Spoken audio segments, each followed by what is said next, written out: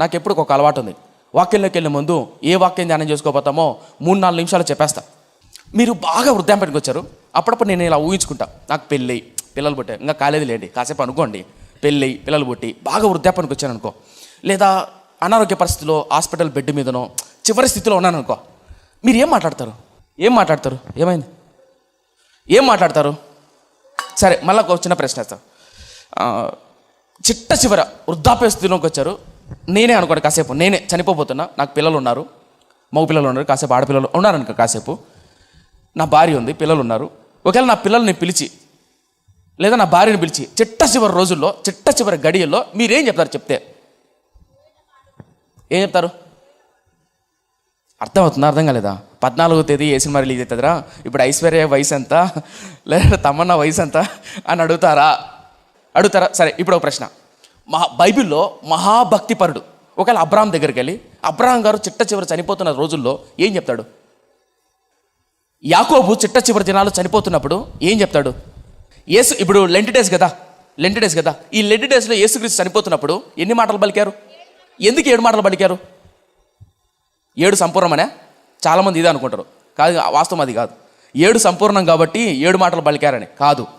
7 మాటలే పలకడానికి కారణం ఏంటంటే లేవియాకాండంలో ఒక చరిత్ర ఉంది. ఆ చరిత్ర ప్రకారం ధర్మశాస్త్రం నిర్వర్తించడం కోసం 7 మాటలు పలికాడు. ఆ 7 మాటలు పలకడానికి కారణం ఏంటో భవిష్యత్తులో చెప్తాను, సోషల్ మీడియాలో, దేవుని చిత్తం అయితే. ఇప్పుడు చెప్పడం సమయం సరిపోదు. కానీ నేను చెప్పదలుచుకున్న విషయం ఏంటంటే, ఒక వ్యక్తి చిట్ట చివరి రోజుల్లో చనిపోతున్న రోజుల్లో ఒక మాట చెప్తున్నాడంటే ఎంత విలువైంది, ఎంత గొప్పది. మీకు ఏమైనా అర్థవుతుందా? సరే, ఇప్పుడు కమ్ టు ద పాయింట్. ఒకవేళ సొలొమోను మహాజ్ఞాని చనిపోయేటప్పుడు ఏం చెప్తాడు? ఒకవేళ యేసుక్రీస్తు చనిపోయేటప్పుడు ఏం చెప్పింటాడు? ఒకవేళ అపోస్తుడైన పౌలు గనక చనిపోతున్నాడు చిట్ట చివరి రోజుల్లో చిట్ట చివరి గడియల్లో ఏం చెప్తాడు? సరే, ఇప్పుడు నా ప్రశ్న. బైబిల్లో మహాభక్తిపరుడు, అద్భుతమైన భక్తిపరుడు, ఎన్నో యుద్ధాలు చేశాడు దేవుని కొరకు, తన రాజ్యం కొరకు, లేదా దేవుడు స్థాపించిన రాజ్యం కొరకు, తన బిడ్డల పట్ల ప్రేమ కలిగిన రాజు. ఆ రాజు చచ్చిపోయేటప్పుడు చిట్ట చివర ఏం చెప్పాడు అనేది మనం ధ్యానం చేయబోతున్నాం. విందామా వద్దా? విందామా? రైట్. ఇప్పుడు ఒకవేళ ఈ వాక్యం నాకు కావాలి, నేను వినాలనుకుంటున్నాను, ఆ వ్యక్తి అంత గొప్ప ఆత్మీయుడు ఏం చెప్పింటాడు చిట్ట చివరి రోజుల్లో? అది కనుక మనకు తెలిస్తే మీకు ఇంకా అర్థం చెప్పా. ఒక వ్యక్తి బాగా చిన్నతనం నుంచి కష్టపడి 1000 కోట్ల ఆస్తి సంపాదించాడు. చనిపోతూ గంట ముందు ఆ 1000 కోట్ల ఆస్తి నీ పేరు మీద రాసిపోయాడు. ఆనందపడతారా? ఎడుతారా? దొల్లు ఆనందపడరు అనిచిడి దాకా, అవునా కదా? అలాగే ఒక వ్యక్తి జీవితంలో గుణపాఠాలు, బాధ, కన్నీరు, కష్టాలు గుండా ఎన్నో పాఠాలు నేర్చుకున్నాడు. ఆ పాఠాలన్నీ చిట్ట చివరి రోజుల్లో తన కొడుకు చెప్తాడు. ఒక వ్యక్తి ఏం చెప్తాడు అన్న విషయాన్ని మనం ధ్యానం చేయబోతాం. చరిత్రలోనికి వెళ్ళి అద్భుతంగా మనం ధ్యానం చేయబోతాం. ఇది మనం వినాలి అంటే కనుక మీరు కాసేపు వెయిట్ చేయాలి. లేదు, ఆకలిస్తుంది అంటే కనుక మధ్యలోనే చెప్పేసి ముగిచేస్తా. మీరేమంటారు? ఇబ్బంది ఏం లేదు. ఏమంటారు? సరే, ఓ పని చేద్దాం. నిజంగా కంటిన్యూ చేయన్నా, పూర్తిగా చెప్పంటే చప్పట్లు కొడతారా? రైట్. వద్దు, మధ్యలోనే ఆపేయంటే పక్కన వాళ్ళని కొడతారా? రైట్. పక్కన వాళ్ళు ఎట్టా కొట్టలేరు కాబట్టి ఈ మాట చెప్పా. నా జీవితంలో ఈ పాట నేర్చుకోవడానికి ఇంచుమించు 6 సంవత్సరాలు పట్టింది. ఒక చిన్న మాట చెప్తాను. ఏంటి ఆ మాట అంటే, ఒక సాదాసీదమైన విశ్వాసి, ఆ విశ్వాసికి ఒకగానో కొడుకు పుట్టాడు. పుట్టిన తర్వాత ఈ మైక్ ఎందుకున్నా డిస్టర్బెన్స్ ఉంది, అంతేనా? రైట్. అన్నీ ఇప్పుడే జరుగుతాయి అన్నమాట ఇలా. రైట్, మంచిది. ఒక సాదాసీద విశ్వాసి, ఆ విశ్వాసికి ఒకే ఒక కొడుకు పుట్టాడు. పుట్టిన తర్వాత వాళ్ళ నాన్నగారు ఒక కళ ఏంటంటే, నా కొడుకు సేవ చేయాలి, పరిచయం చేయాలి, గొప్పగా దేవుని సేవలో వాడపడాలనే కోరిక. ఎవరికి? తండ్రి ఎలాంటి వాడు? విశ్వాసి, నమ్మకమైన వ్యక్తే, కానీ పాస్టర్ కాదు, సేవకుడు కాదు. కానీ కొడుకు చెప్పేవాడు, నాయనా భవిష్యత్తులో నువ్వు సేవకుడు అవ్వాలి, నువ్వు గొప్ప సేవకులు ఎదుట అనేకులు ఎదుట వాక్యం చెప్పాలి నా కోరిక, అనేకులు దీవెనకరమైన నా కోరిక అని. ఎందుకు నాన్న అలాగా? నాకు అలా ఉండడం ఇష్టం లేదు అనేవాడు. ఎవరు? కొడుకు. ఎందుకంటే సేవ అనేది చిన్న విషయం కాదు. అప్పుడు తండ్రి చెప్పేవాడు, లేదు నాన్న నువ్వు చేయాలి. ఎందుకు నాన్న అంటే, నువ్వు పుట్టక 10 ఏళ్ళ, నాకు పెళ్ళైన 10 ఏళ్ళ తర్వాత నువ్వు పుట్టావు, ఎట్టదైనా సరే నువ్వు సేవ చేయాలి, నేను చేయలేకపోయా, నువ్వన్న సేవలో వాడబడాలి, తండ్రి కోరిక. అయితే కొడుకు చెప్పాడు. కొడుకు ఇష్టం లేదు. తిరుగుతున్నాడు, తాగుతున్నాడు, సినిమాలకు వెళ్తున్నాడు, పబ్బులకు వెళ్తున్నాడు, భయంకరంగా తిరుగుతున్నాడు. అలా 18 ఏళ్ళు, 19 ఏళ్ళు, 20 ఏళ్ళు అయింది. కనీసం మారు మనసు కూడా లేదు అబ్బాయికి. మందిరానికి రారా అంటే కూడా వచ్చేవాడు కాదు. ఎవరు? ఆ యవనస్తుడు. 20 ఏళ్ళు అయింది, 21 ఏళ్ళు అయింది, 22 ఏళ్ళు అయింది. వాళ్ళు వృద్ధాప్యానికి వస్తున్నారు. 50 ఏళ్ళు తండ్రి, 52, 53 ఏళ్ళు వయసు వచ్చాయి తండ్రికి. కొడుకేమో 20 ఏళ్ళు వయసు వచ్చాయి. ఈడేమో బలాదురు తిరుగుతున్నాడు. తండ్రి ఏమో వృద్ధాప్యానికి వస్తున్నాడు. భయం. తండ్రి ఏం కోరిక? సేవ కూడా అవ్వాలి. కనీసం విశ్వాసం కూడా కాదు, మారు మనసు కూడా లేదు, అదొక భయం. కాలం గడుస్తుంది. గడిచిన తర్వాత వృద్ధాప్యానికి వచ్చే స్టేజ్కి ఆ యవనసుడు మారుమనసు పొందాడు. మారుమనసు పొందిన తర్వాత, రక్షణ పొందిన తర్వాత, గడిచిన విశ్వాసిగా ఉన్నాడు. ఉన్న తర్వాత కేవలం వాళ్ళ నాన్న చాలా పండు వృద్ధాప్యానికి వచ్చాడు. వచ్చిన తర్వాత, నాన్న నువ్వు సేవ చేయాలి, విశ్వాసంగా ఉంటే సరిపోదు, అనేకులు దీవెనకరంగా ఆయన కాడి మోయాలి అని చెప్పేవాడు. నేను చెయ్యను సేవ, నా వల్ల కాదు సేవ అని ఏడ్చేవాడు. ఎందుకంటే నేను చాలా బలహీనుని, నేను మాటి పడిపోతాను, పాపిస్తోని, జారత్వంలో, అపవిత్రతో, బూతు బొమ్మలకు, సినిమాలకు ఎడిక్ట్ అయినోడిని, నా వల్ల కాదు, నేను చేయలేను సేవ, ఆయన నామానికి చెడ్డపేరు వస్తుంది, నేను ఏదో ఒక విశ్వాసిని, అప్పుడప్పుడు మందిరానికి వెళ్ళేలా దేవుని సేవ చేసుకుంటాను అని అనుకునేవాడు. అయితే లేదు, నువ్వు సేవ చేయాలి, పరిచర్య అని చెప్పాడు. కాలం మారిన తర్వాత వాళ్ళ నాన్న హాస్పిటల్లో పడ్డాడు. హాస్పిటల్ చిట్ట చివరి రోజుల్లో ఇంకా చనిపోతాడు. అప్పుడు భార్యని పిలవాలా, కొడుకుని పిలవాలా అని అడిగారు. ఎంత సంపాదించావు, ఏం చేసావు అని అడుగుతారు కదా చిట్ట చివరి రోజుల్లో. ఎక్కడన్నా పత్రాలు దాచిపెట్టావా, ఏమైనా చేసావా? చిట్ట చివరి చనిపోతున్నప్పుడు మనం ఏం చెప్తాం మన పిల్లలకు? ఒకవేళ మీరు చిట్ట చివరి రోజుల్లో, చిట్ట చివరి గడియల్లో ఉంటే ఏం చెప్తారు? అలా కొడుకుని పిలిచాడు. పిలిచిన తర్వాత, నాన్న నువ్వు ఇప్పటికీ సేవ చేయాలన్నాడు. కొడుకు ఏడుస్తున్నాడు, తండ్రి ఏమో ఏడుస్తున్నాడు. చిట్ట చివరి గడియలు, చిట్ట చివరి క్షణాలు అవి. బాధపడుతున్నాడు తండ్రి, బాధపడుతున్నాడు కొడుకు, బాధపడుతున్నాడు. నాయన నువ్వు సేవ చేయాలి, నాన్న నేను చేయలేను నాన్న, నా గురించి నీకు తెలియదు నాన్న, నేను పడిపోతాను, నేను జారిపోతాను, నేను బూతు బొమ్మలకు, సినిమాలకు ఎడిక్ట్ అయ్యాను, నేను కేవలం మారుమనసు పొంది కేవలం 2 సంవత్సరాలు అయింది, నేను సేవ చేయలేను, నాకు వాక్యం అంతగా తెలీదు, నాకు మాట్లాడడం చేత రాదు, నా వల్ల కాదు నాన్న అన్నాడు. అప్పుడు తండ్రి ఆ ప్లేస్లో మీరుంటే ఏం చెప్తారు? ఆ ప్లేస్లో మీరుంటే తండ్రిగా ఏం చెప్తారు? ఏం చెప్పాడు తెలుసా తండ్రి? నాయనా నాకు ఎక్కువసేపు మాట్లాడే టైం కూడా లేదు, ఆ బలం కూడా లేదు, శక్తి లేదు, కానీ చెప్తున్నా నువ్వు ఎలాగైనా సరే దేవుని చేతిలో వాడబడాలి, నా కోరిక. నాన్న నేను వాడబడలేను నాన్న. అప్పుడు తండ్రి చెప్పాడు, చనిపోతూ నాన్న నా కోసం ఒక పని చేస్తావా? నేను చనిపోయిన తర్వాత అయినా సరే ఒకే ఒక పుస్తకాన్ని, ఒకే ఒక అధ్యాయాన్ని, కొన్ని వచనాలు ధ్యానం చేస్తావా అన్నాడు. తప్పకుండా నాన్న. అదేంది అంత మాట అంటావు? నువ్వు చెప్పు, ఇప్పుడే వెళ్ళి ధ్యానం చేస్తా అన్నాడు. సరే చెప్పాడు. అదేంటో తెలుసా? మొదటి రాజుల గ్రంథం 2వ అధ్యాయం. మొదటి రాజుల గ్రంథం 2వ అధ్యాయం. ఒకటి సాగండి, తీయకండి. మొదటి రాజుల గ్రంథం 2వ అధ్యాయం అన్నాడు. కళ్ళు మూసాడు, చనిపోయాడు. ఎవరు? తండ్రి. మొదటి రాజుల గ్రంథం 2వ అధ్యాయం అన్నాడు, చనిపోయాడు. సరే, మొదటి రాజుల గ్రంథం 2వ అధ్యాయం అన్నాడు. ఆ అధ్యాయంలో ఏముంది, దాని భావం ఏంటి, దాని అర్థం ఏంటి చెప్పే స్థితిలో ఆయన లేడు. అడిగేస్తే మాత్రం టైము ఈయనకు లేదు. చనిపోయాడు. చనిపోయిన తర్వాత బోరు నేడుస్తున్నాడు. తండ్రి శవం ఉంది. ఆ తండ్రి శవం ఉంది. ఆ బెడ్ పక్కన వాళ్ళ నాన్న బైబిల్ ఉంది. ఆ బైబిల్ గబగబా తీశాడు. 2వ అధ్యాయం ఏముంది తెలుసా? మొదటి రాజుల గ్రంథం 2వ అధ్యాయం మొదటి వచనం. ఒకే వచనం చదివి ముగిచ్చేస్తా. చూడండి ఏముందో. మొదటి రాజుల గ్రంథం 2వ అధ్యాయం మొదటి వచనం. మొదటి రాజుల గ్రంథం 2వ అధ్యాయం మొదటి వచనం. దావీదునకు మరణకాలము సమీపింపగా అతడు తన కుమారుడైన సొలొమోనుకు ఈలాగు ఆజ్ఞ ఇచ్చెను. దావీదు ఏ స్థితిలో ఉన్నాడంట? మరణకాలం అంటే చనిపోయే స్థితిలో ఉన్నాడా? చనిపోయే స్టేజ్లో ఉన్నప్పుడు సొలొమోను పిలిచాడు. సొలొమోను పిలిచి ఈలాగు ఉపదేశించను అనుందా, బోధించను అనుందా, చెప్పాననుందా? ఆజ్ఞాపించను అంటే తప్పకుండా చేయాల్సిందే. అంత గొప్ప భక్తిపరుడు చనిపోయేటప్పుడు తన కొడుకు చెప్తున్న మాటలు ఏంటి? ఈ మాటలు అర్థం చేసుకుంటే కనుక ఆ కుర్రవాడు వాళ్ళ నాన్న చనిపోయిన తర్వాత బైబిల్ చదువుతున్నాడు ఆడాబిడిగా. తండ్రి శవం అక్కడే ఉంది. ఆ బైబిల్ అలా తీసి చదువుతున్నాడు. కళ్ళలో నీళ్లు గారుతున్నాయి. తన కన్నీటి చుక్కలు ఆ బైబిల్ మీద పడుతున్నాయి. ఆ బైబిల్లో వాక్యాలు అర్థం కావట్లా. చదువుతున్నాడు. 2వ వచనం చదువుతున్నాడు, 3వ వచనం చదువుతున్నాడు, 4వ వచనం చదువుతున్నాడు, 7వ వచనం చదువుతున్నాడు. అర్థమైందల్లా ఒకటే, ఏంటంటే 1వ వచనం. ఏముంది అక్కడ? దావీదు చనిపోతున్నప్పుడు, వృద్ధాప్యం ఉన్నప్పుడు కొడుకును పిలిచి ఇలాగ చెప్పాను, ఆజ్ఞాపించను. అదొకటి అర్థమైంది. ఆ తర్వాత విషయాలు అర్థం కావట్లా. ఏం చేయాలి? ఏడుస్తున్నాడు. తల్లిని పిలిచాడు. తల్లి వచ్చింది, బాదుకుంటుంది. అయ్యో భర్త చనిపోయాడని మొత్తాన్ని బంధువులు చెప్పారు, చుట్టాలు చెప్పారు, అందరూ చెప్పారు. చెప్పిన తర్వాత ఏడుస్తున్నారా? ఆ దాన సంస్కార కార్యక్రమాలన్నీ జరిపిన తర్వాత తండ్రి పోయిన ఒక పక్క బాధ, ఏం చేయాలో దిక్కుదేని పరిస్థితి, ఏం చేయాలో తెలియక ఉపవాసం ఉండి ప్రార్థన చేసుకొని ప్రభు సన్నిధిలో ఈ వాక్యాన్ని చేత పట్టుకొని ఆ మొదటి రాజుల గ్రంథం 2వ అధ్యాయం ధ్యానం చేయడం మొదలుపెట్టాడు. అలా ధ్యానం చేసి ఆ వాక్యాన్ని 3 రోజులు ఉపవాసం తర్వాత అదే వాక్యాన్ని చేత పట్టుకొని అక్కడ దావీదు తన కొడుకు చనిపోతున్నప్పుడు 4 విషయాలు చెప్తాడు. ఎన్ని విషయాలు? 4 విషయాలు. ఆ 4 విషయాలు తన జీవితంలో అమలుపరిచి గొప్ప సేవకుడు అయ్యాడు. ఇంతకు ఏంట 4 విషయాలు తెలుసుకోవాలందా? వచ్చే సంవత్సరం చెప్పనా? అర్థమైందా? అర్థం కాలేదా? టైం అయిపోయింది కాబట్టి చెప్పాలా వద్దా ఆలోచిస్తున్నా. ఎన్ని విషయాలు చెప్పాడు? 4 విషయాలు. మీకు వచ్చింది చెప్పనా? దావీదు చనిపోయేటప్పుడు 2 గ్రూపులతో మాట్లాడతాడు, 2 గుంపులతో మాట్లాడతాడు. ఒకటి బహిరంగంగా, 2 ఒంటరిగా.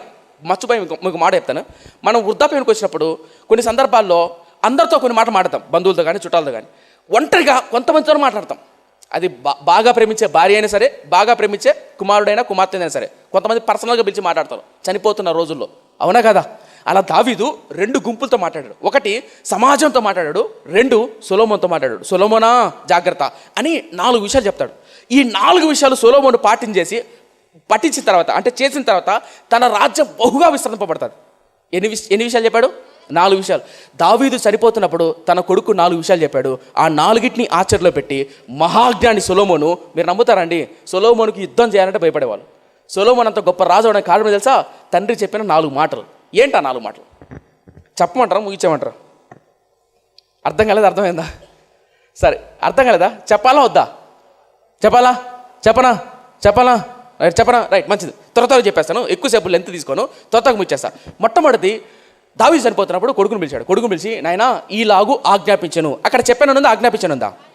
ఆజ్ఞాపించాను. సో దావీదు నాట్ ఏ కామన్ మ్యాన్. ఒక మాట చెప్తాను, దావీదు మహాభక్తిపరుడు. ఎంత భక్తిపరుడు అంటే దేవుడు అన్నాడు నా హృదయానుసారుడు అన్నాడు. ఎవరిని? దావీదు బలహీనుడు కాదా? బలహీనుడే. ఒక అమ్మాయిని వ్యభిచారం చేశాడు, వాళ్ళ భర్తను మోసం చేసి చంపించేశాడు, కుట్ర పని మరి చంపించేశాడు. తన చావు లేఖను ఆ వ్యక్తి చేతిలో పెట్టించి చంపించేశాడు.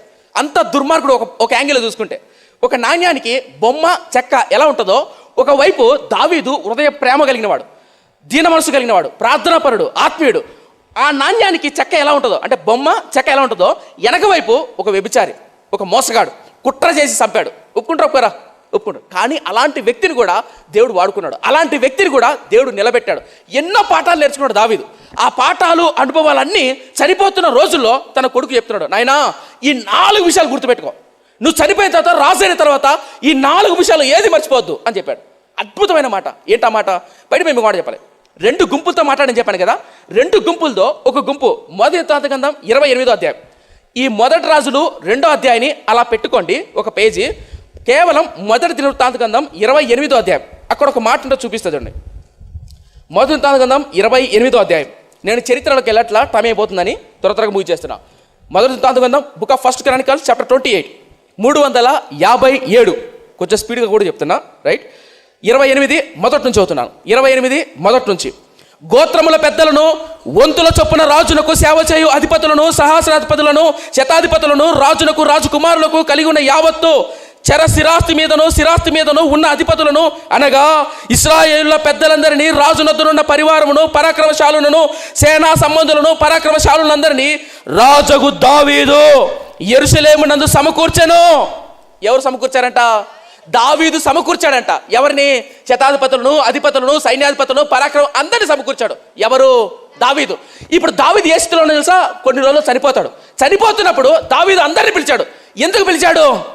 ఎందుకు పిలిచాడు? ఇది పబ్లిక్గా చెప్తున్నాడు. అయ్యలారా, దేవుడు నన్ను బాల్యంలో గొర్రెలు కాచుకుంటున్నా, నన్ను రాజును చేశాడు. రాజు చేసిన తర్వాత నేను ఈ పని చేయాలనుకుంటున్నా. ఏంటా పని? మందిరం కట్టాలనుకుంటున్నా. ఆ మందిరం కట్టే అర్హత నాకు లేదు, నా కొడుకు ఉండబోతుంది. అయితే మీరేం చేయాలంటే అని పబ్లిక్గా కొన్ని విషయాలు చెప్పాడు. కానీ ఒంటరిగా సొలొమోనుకు 4 మాటలు చెప్పాడు. నీకేం అర్థం కలదా? పబ్లిక్గా అందరికి ఒక మాట చెప్తున్నాడు. ఇప్పుడు చూద్దాం, 2-3 వచనం చూద్దాం ఏముంటుందో. 2వ వచనం. అప్పుడు రాజైన దావీదు లేచి నిలబడి ఈలాగు చెప్పాను. ఎవరు చెప్తున్నాడు? అందరినీ సమకూర్చాడు. అందరూ వచ్చారు. వచ్చిన తర్వాత దావీదు నిలబడి ఇలా చెప్తున్నాడు. మీ బుర్రలో ఇమాజిన్ చేసుకొని నేను చెప్తున్నది ఏం చెప్తున్నాడు చూడండి. ఇప్పుడు చూద్దాం 2వ వచనం. నా సహోదరులారా, నా జనులారా, నా మాట ఆలకించుడి. యెహోవా నిబంధన మందసము మన దేవుని పాదపీఠము విశ్రమ స్థానమును ఉండుటకు ఒక మందిరం కట్టించవాలని నేను నా హృదయం నిశ్చయం చేసుకొని సమస్తమును స్థిరపరిచితిని. అయితే నీవు యుద్ధము జరిగించి రక్తం ఒలికించిన వాడు గనుక నీవు నా నామమునకు మందిరము కట్టించకూడదని దేవుడు నాకు ఆజ్ఞాపించెను. తలపకెత్తండి. అందరిని సమకూర్చిన తర్వాత చెప్పడం మొదలుపెట్టాడు. అయ్యా, నేను మందిరం కట్టాలనుకుంటున్నా. అయితే దేవుడు నాకు అర్హతని ఇవ్వలేదు. అయితే మీరందరూ సహాయం చేయాలి. ఎవరికి? నా కొడుక్కి. ఇది పబ్లిక్గా చెప్పిన మాటలు. ఇలా మొదటి వృత్తాంతగ్రంథం 28వ అధ్యాయంలో పబ్లిక్గా చెప్పాల్సిన మాటలన్నీ చెప్పాడు. చెప్పిన తర్వాత ఇంకా కొడుకును పిలిచాడు. ఎవరిని? కొడుకును. ఈ విషయాలన్నీ 28, 29 అధ్యాయాలు ఉంటాయి, ఇంటికి వెళ్ళి చదువుకోండి. అయితే నా మెయిన్ టార్గెట్ సొలొమోనుకు ఒంటరిగా ఏం చెప్పాడు అనేది నా టార్గెట్. ఇప్పుడు మా నాన్నకు 3 పిల్లలు అండి. మా నాన్న, ఉదాహరణ చెప్తున్నా, తప్పు కనుకోబాగండి. మా నాన్న చివరి దినాల్లో చిన్నోడిని పిలిచండి అన్నాడు అనుకో. ఎవరిని? చిన్నోడిని పిలిచండి. మా నాన్న చిన్నోడిని పిలిచి లోపల పిలిచి వాడితో మాట్లాడాను అనుకో. వాడు బయటకు వచ్చిన తర్వాత మేమేమంటాం చెప్పండి? ఏం చెప్పినారా నాన్న అని అంటాం. అరే నాన్న సపరేట్గా ఏమన్నా ఎర్రముక్కపల్లె సర్కిల్లో, ఐటీఐలో లేదా రాజారెడ్డి వీధులు ఏమన్నా 2-3 సంతలు ఏమన్నా సంపాదించాడా, నీకేమైనా రాయిచ్చాడా, పర్సనల్గా వాడికి ఏమైనా చెప్పాడు, వాడి పేరు అంటారా? అడుగుతారా? జనం అడుగుతారు. మరి నీకేమైనా ఎక్స్ట్రా ఇచ్చాడని అడుగుతాం, డెఫినెట్గా అడుగుతాం. దావీదు చనిపోతున్నప్పుడు పర్సనల్గా మీకు కూడా చెప్పాలి, సొలొమోను ఒక్కడే కాదు కొడుకు దావీదుకు. చాలామంది కొడుకులు ఉన్నారు, చాలామంది భార్యలు ఉన్నారు. అది రాజుల కాలం. ఒక రాజుకు ఎంతమంది భార్యలు ఉండేవాళ్ళో, ఎంతమంది పిల్లలు ఉండేవాళ్ళో. కానీ సొలొమోను ఒక్కడినే పిలిచి ఒంటరిగా చెప్తున్నాడు, నాయనా సొలొమోనా జాగ్రత్త, ఈ 4 విషయాలు నీ జీవితంలో మర్చిపోదు. పబ్లిక్ అందరూ చెప్పాడు. ఇప్పుడు 4 విషయాలు. ఇప్పుడు ఆ 4 విషయాలు ఏంటి? మొదటి గ్రంథం 2వ అధ్యాయం. బయట మేము కూడా చెప్పాలి, బైబిల్ చదివే వాళ్ళు మొదటి రాజు గ్రంథం, మొదటి గ్రంథం ప్యారలల్గా ఉంటాయి. చరిత్ర చెప్తున్నా. మీరు ఎప్పుడన్నా రైలు పట్టాలు చూసారా? రైలు పట్టాలు ఓన్లీ విమానమేనా? ఎక్కుతారు కదా రైలు పట్టాలకు ఈ పక్క గడ్డి ఉంటుంది, ఈ మధ్యలో ఈ చెక్కలు కానీ ఇవి ఉంటాయి తెలుసా. ఇప్పుడు ఈ పక్క గడ్డి లేకోకుండా ట్రైన్ వెళ్తుందా? వెళ్ళదు. అలాగే మొదటి రాజు గ్రంథం ఈ రెండు కలిపి చదివితేనే అర్థమవుతుంది. ఒక మాట చెప్పాలంటే మొదటి రాజు గ్రంథం రెండో రాజు గ్రంథం ప్యారలల్ లాంటివి, రైల్ ట్రాక్ లాంటిది. ఈ రెండు కలిపి చదివితేనే చరిత్ర అర్థమవుతుంది. ఇప్పుడు కొడుకు చెప్తున్నాడు ఎన్ని విషయాలు? 4 విషయాలు. ఇప్పుడు చూద్దాం. మొదటి రాజు గ్రంథం 2వ అధ్యాయం చదువుతున్నాను. దావీదునకు మరణకాలం సమీపించగా అతడు తన కుమారుడైన సొలొమోనుకు ఇలాగ ఆజ్ఞాపించెను, లోకులందరూ పోవలసిన మార్గమున నేను పోవుచున్నాను. కాబట్టి నీవు ధైర్యము తెచ్చుకొని నిబ్బరము కలిగి నీ దేవుడైన యెహోవా అప్పగించిన దానిని కాపాడి ఆయన మార్గములను అనుసరించిన ఎడలో నీవు ఏ పని పూనుకొనినను ఎక్కడ తిరిగినను అన్నిటిలో వేగముగా నడుచుకొందువు. మోషే ధర్మశాస్త్రంలో రాయబడి ఉన్న దేవుని కట్టడలను ఆయన నియమించిన ధర్మం అంతటిని ఆయన న్యాయ విధులను శాసనమును గైకొనుము. తలపై కదా మొట్టమొదటిది, సొలొమోనా నాయనా కుమారుడా నీకు మాట చెప్పాలనుకుంటా. మొట్టమొదటి మాట ఏంటో తెలుసా? నేను చిన్నతనం నుంచి గొర్రెలు మేపిన తర్వాత దేవుడు సమయాల ద్వారా అభిషేకం చేసి రాజు చేశాడు. ఈ రోజు నువ్వు గొర్రెలు మేపని అవసరం లే, ఈ రోజు నేను చేసిన పని నువ్వు చేయని అవసరం లే. అయితే నువ్వు చేయాల్సిన పని ఏంటో తెలుసా? నా దేవుడు నీకు అప్పగించిన పనిని నమ్మకంగా చెయ్యి. దేవుని మీద ఆధారపడు. నీ పూర్ణ హృదయంతో, పూర్ణ ఆత్మతో, పూర్ణ బలంతో మోషే ధర్మశాస్త్రం ధ్యానం చేస్తూ ఆయన వాక్యానుసారంగా బతుకు. ఇది మొట్టమొదటిది. అంటే దావీదు సొలొమోనుకు చెప్తున్న మొట్టమొదటి మాట ఏంటంటే, నీ టాలెంట్ ఏంటో ఆ టాలెంట్ని గట్టిగా పట్టుకొని, నీ కసి ఏంటో నీ తలంత ఏంటో ఆ టాలెంట్ని పట్టుకొని, ధర్మశాస్త్రాన్ని పట్టుకొని నమ్మకంగా ముందుకెళ్ళు. ఎప్పుడు నిన్ను నాతో పోల్చుకోకు, నిన్ను పక్కనతో పోల్చుకోకు. నువ్వు ఎప్పుడైతే పక్కనతో పోల్చుకుంటావో నిరాశకి వెళ్ళిపోతావు. వాడు బాగున్నాడే, వీడు బాగున్నాడే, నేను బాగలేకపోతున్నాడు, వాడు చదువుతున్నాడే, నేను చదవలేకపోతున్నాడు, వాడు ఇంత సంపాదించాడు, నేను సంపాదించలేకపోయినా, వాడు కారు కొన్నాడు, వీడు ఇల్లు కొన్నాడు, నేను కొనలేకపోతున్నా. ఎప్పుడైతే నువ్వు పక్కనతో పోల్చుకుంటావో భయంకరంగా నువ్వు నిస్పృహంగా వెళ్తావు. అందుకని సొలొమోను చెప్తున్నమాట, జీవితంలో నిన్ను ఒక్కరితో పోల్చుకోకు. ఏం చేయాలి తెలుసా? నా దేవుడు నీకు అప్పగించిన పనిని నమ్మకంగా చేయి. పూర్ణ హృదయంతో, పూర్ణ బలంతో ధర్మశాస్త్రాన్ని ధ్యానం చేస్తూ ఆ పని చేసుకుంటావో. ఇది మొట్టమొదటి పని. మీ పిల్లలు చెప్పాల్సింది ఏం తెలుసా? మీరు కావాలంటే అబ్జర్వ్ చేయండి. ఏ మనిషి అయినా ఈ భూమి మీద ఆనందంగా బతుకుతాడు అంటే పక్కన వాళ్ళతో పోల్చుకున్నాడు అనుకో, వాడు నిరాశకి వెళ్తాడు. ఎందుకంటే ఇక్కడ కూర్చున్న వాళ్ళందరికీ ప్రతి ఒక్కరికి డిఫరెంట్ టాలెంట్ ఉంటుంది. సేవకులకైనా సరే, ఆత్మీయులకైనా సరే, బిడ్డలకైనా సరే, మన ఇంట్లో కడుపున పుట్టిన బిడ్డలకైనా సరే డిఫరెంట్ టాలెంట్ ఉంటుంది. ఏ టాలెంట్ పక్కనతో పోల్చుకోవద్దు. సొలొమోనా నువ్వు ఎవరితో పోల్చుకోవద్దు. మొట్టమొదటిది నీ పూర్ణ హృదయంతో, పూర్ణ ఆత్మతో, పూర్ణ బలంతో దేవుడు సేవించాలి. ఇక్కడ ఇలా ఉంది కదా, దినవృత్తాంత గ్రంథం 20వ అధ్యాయంలో దినవృత్తాంత గ్రంథాన్ని యజ్రా అనే శాస్త్రి రాస్తాడు. అక్కడ గుచ్చి చెప్తాడు. అప్పుడు జనరల్గా పిల్లలు అంటారు తల్లిదండ్రులతో, ఎన్నిసార్లు చెప్తావమ్మా చెప్పింది అంటారా? ఎందుకంటారు చెప్పండి? వీళ్ళు పదే చెప్తా ఉంటారు, వాళ్ళ చిరాకు వస్తుంది, రాదా? సొలొమోను కూడా అన్నిసార్లు చెప్పాడు దావీదు. ఇది ఎక్కడ ఉంటుందంటే దినవృత్తాంత గ్రంథం ఉంటుంది. టైం అయిపోతుందో చదివించట్లా. సో మొట్టమొదటిది పూర్ణ హృదయంతో, పూర్ణ ఆత్మతో, పూర్ణ బలంతో ప్రేమించు. రెండోది ఈ 2, 3, 4 మిగిలిన 3 మాటలు చరిత్రలోకి వెళ్ళాల్సి వస్తుంది. కానీ కథలా చెప్పుకుంటూ పోతా. చెప్పండి వద్దా? చెప్పాలా? అయితే అర్థం చేసుకుని కష్టం. మొదటి ఈజీగా అర్థమవుతుంది. పూర్ణ హృదయంతో, పూర్ణాత్మతో దేవుడు సేవించు, ధర్మశాస్త్రం చదువు, ఇది అందరూ తెలుసు. మిగిలిన 3 విషయాలు చరిత్రలాగా ఉంటాయి. ఏంటో చూద్దాం. చూడండి, ముగిచేస్తాను త్వరగా. 4వ వచనం, 5వ వచనం చదువుదాం. 5వ వచనం చదువుతున్నాను. అయితే సెరూయా కుమారుడైన యోవాబు నాకు చేసిన దానిని ఇశ్రాయేలు సేనాధిపతి నెరు కుమారుడైన అబ్నేరు, యోతారు కుమారుడైన అమాషాయాను వారిద్దరికి అతడు చేసిన దానిని నీవు ఎరుగుదు.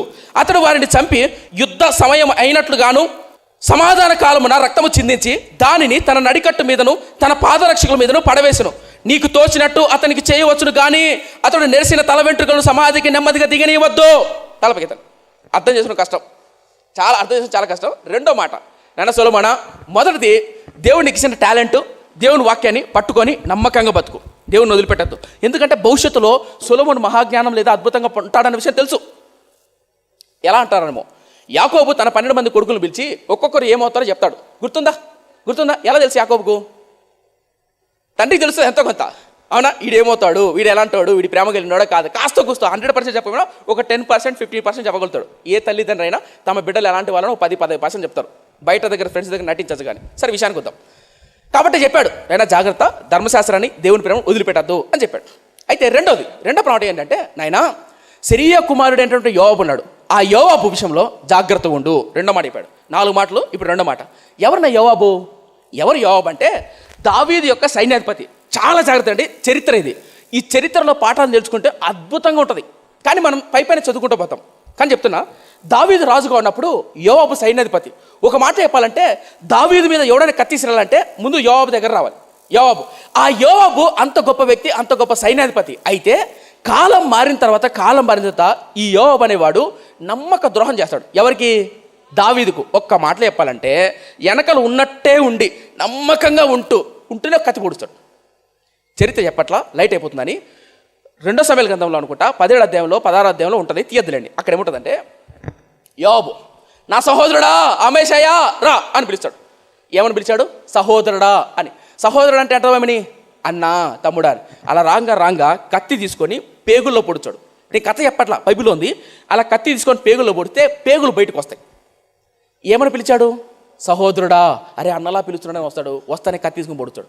అంటే దావీదు సొలొమోనుకి ఏం చెప్తుంది తెలుసా? నాయనా నీ పక్కనే ఉంటూ నమ్మకంగా ఉంటూ వెన్నుపోటు పొడుస్తాడే వాళ్ళతో చాలా జాగ్రత్తగా ఉండు. సేవ అయినా సరే, కుటుంబాలైనా సరే, ఉద్యోగస్తులైనా సరే, కంపెనీ సీఈఓలైనా సరే, మీరు కావాలంటే అబ్జర్వ్ చేయండి. కంపెనీలో కొన్ని టాప్ సీక్రెట్స్ బయట పెడతాను అనుకో, వాళ్ళని కనిపెట్టి వాళ్ళని తీసి పారేస్తారు. ఎందుకంటే కంపెనీకి లేదా రాజ్యానికి నమ్మక ద్రోహం చేసే వాళ్ళు ఉంటే కనుక ఆ కంపెనీ రాజ్యాలు కూలిపోతాయి.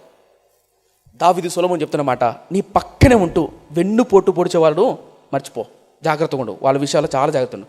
రెండో మాట ఎందుకు మాడిపోయారంటే మనకు తెలియకోకుండానే మనం ఆత్మీయతలు దిగజారిపోకుండా మన వెనుకే ఉంటూ వెన్నుపోటు పొడిచేవాళ్ళు సేవలు అయినా సరే, కుటుంబాలైనా సరే, ఎవరైనా ఉన్నట్లయితే జాగ్రత్త.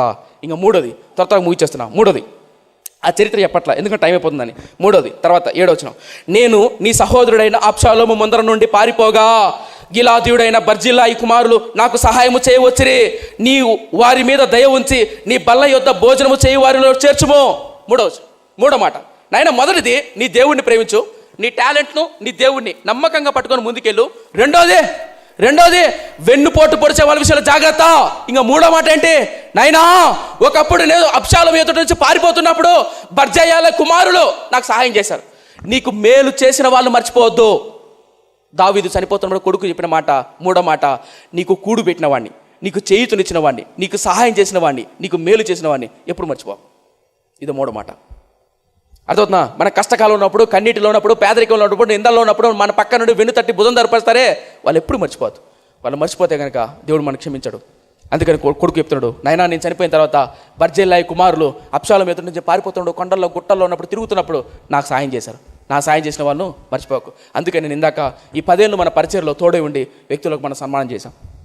అలాగే మా పరిచర్ కొరకు ప్రార్థన చేస్తున్న వ్యక్తులు చాలామంది ఉన్నారు, నేను కాదంటాను లేదు. కానీ అందరికీ సన్మానం చేసే సందర్భం లేదు కాబట్టి త్వరగా ముగించడం జరిగింది. అయితే ఒకటి మాత్రం చెప్తున్నా, మన పరిచర్కు, మన కుటుంబాలకు మేలు చేసిన వాళ్ళు మిత్రమా ఎప్పుడు మర్చిపోవద్దు. మళ్ళీ ఇంకో మాట చెప్తాను, కింద ఉంటాడు ఒకటి సిమియనే. ఇంకా 4వ మాట, ఇదొక మాట ముగిచేస్తున్నా, సమయం అయిపోతుంది, ముగిచేస్తున్నా, చరిత్రకి వెళ్ళట్లా. 4వ మాట ఏంటా మాట?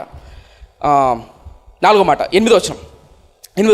మరియు బెన్యామీయుడైన గెరా కుమారుడైన బహూరీము ఊరివాడైన షిమి నీ యొద్దనున్నాడు. నేను మహేనాయమునకు వెళ్ళుచుండగా అతడు నన్ను శపించను. నన్ను ఎదుర్కొనుటకై అతడు యోర్దాను నది యొద్దకు దిగిరాగా యెహోవా తోడు కత్తి చేత నిన్ను చంపనని ప్రమాణం చేసి తిని వాని నిర్దోషిగా ఎంచవద్దు. నీవు సుబుద్ధి గలవాడు గనుక వాడిని ఏమి చేయవలనో అది నీకు తెలియను. వాని నెరిసిన తల వెంట్రుకతో రక్తముతో సమాధికి దిగజేయము. తర్వాత దావీదు 10వ వచనం చూడండి. ఇది చెప్పిన తర్వాత దావీదు తన పితరులతో కూడా నిద్ర పొంది దావీదు పట్టణమందు సమాధిలో పెట్టబడెను. అంటే దావీదు ఇప్పుడు చనిపోయాడు. అంటే చనిపోయే ముందు ఏం చెప్పాడు? 4 మాటలు చెప్పాడు. మొదటిది, నీ టాలెంటు దేవుడిని వాక్యాన్ని నమ్మకంగా పెట్టుకుంటూ ముందుకెళ్ళిన ఆయన పోల్చుకోవద్దు. దేవుడికి ఇచ్చిన పని మాత్రం గురిగా పెట్టుకో. రెండోది వెన్నుపోటు పొడిచే వాళ్ళ విషయంలో జాగ్రత్తగా ఉండు. మూడోది, నీకు మేలు చేసిన వాడు, నీ కూడు పెట్టినవాడు, నీకు సహాయం చేసిన వాడు, నీకు చేయుతునిచ్చేవాడిని నమ్మకంగా ఉండు. ఇంకా 4వది, గెరాసీయుడైనటువంటి షిమి విషయంలో జాగ్రత్త. ఇక్కడ థియాలజికల్గా కొన్ని కాంట్రవర్సీ ఉంటాయి, అంటే కొన్ని కాంట్రడిక్షన్ ఉంటాయి. ఏంటా కాంట్రడిక్షన్ అంటే, దావీదు దేవుని హృదయానుసారుడు, అవునా? దావీదు చనిపోతే ఏం చెప్తుంది తెలుసా? షిమి అనేవాడిని వదిలిపెట్టద్దు, వాడిని చంపేయి అంటున్నాడు. ఇది తగునా? అర్థమైందా? అర్థం కలదా? ఇప్పుడు మా నాన్న ఉదాహరణ చెప్తా. ఇప్పుడు నేనే ఉండబ్బా వృద్ధాపానికి వచ్చా, చనిపోతూ నా కొడుకు రే నాకు వాడు కీడు చేశాడు, నువ్వు ఎలాగైనా సరే వాడిని వేసేరా. నేను ఎక్కడున్నా? రిమ్స్లో బెడ్ మీద ఉన్నా. రేపు మా పోతున్నప్పుడు కూడా నేనేం చెప్తున్నా నా కొడుకు, రే వాడిని వేసేరా అన్నాను అనుకో, నా మనసు కరెక్టేనా? కరెక్టా కాదా చెప్పండి బా? కాదు కదా. మరణ పడకలో ఉన్నప్పుడు సాగు గురించి మాట్లాడు. మరి దావీదు ఎందుకు మాట్లాడాడు? చాలామంది అందుకే చెప్పా, థియాలజికల్గా దీనికి కాంట్రడిక్షన్ ఉంటుంది. దావీదు ఇలా ఎందుకు మాట్లాడాడు? ఎందుకు ఇలా మాట్లాడంటే భవిష్యత్తులో తన రాజ్యంలోనికి కీడు రాబోతుంది. షిమి అనేవాడు ఎలాంటివాడంటే, మళ్ళీ చెప్తా, షిమి ఎలాంటివాడంటే రాజు అయినప్పుడు దండేస్తాడు. దావీదు రాజు నుంచి సింహాసనం దీపాడు అనుకో, దుమ్మెత్తిపోస్తాడు. అర్థం కాలే? దావీదు అలా కొండల మడి గుట్టల మడి పెడుతుంటే, ఒరే దుర్మార్గుడా దావీదా నువ్వు నాశమైపోతావు, దుమ్మెత్తిపోతాడు. ఎవరి మీద? దావీదు మీద. ఎవరు పోసేది? షిమి. రాజు అయినప్పుడు దండ తీసుకొస్తాడు. మహారాజు 1000 ఏళ్ళు పరిపాలించాడు, మహారాజు 100 ఏళ్ళు పరిపాలించాడు. ఇట్ట అట్టోళ్ళు మన జీవితంలో ఉంటారా వాళ్ళ అంటోళ్ళు ఇచ్చే జాగ్రత్త.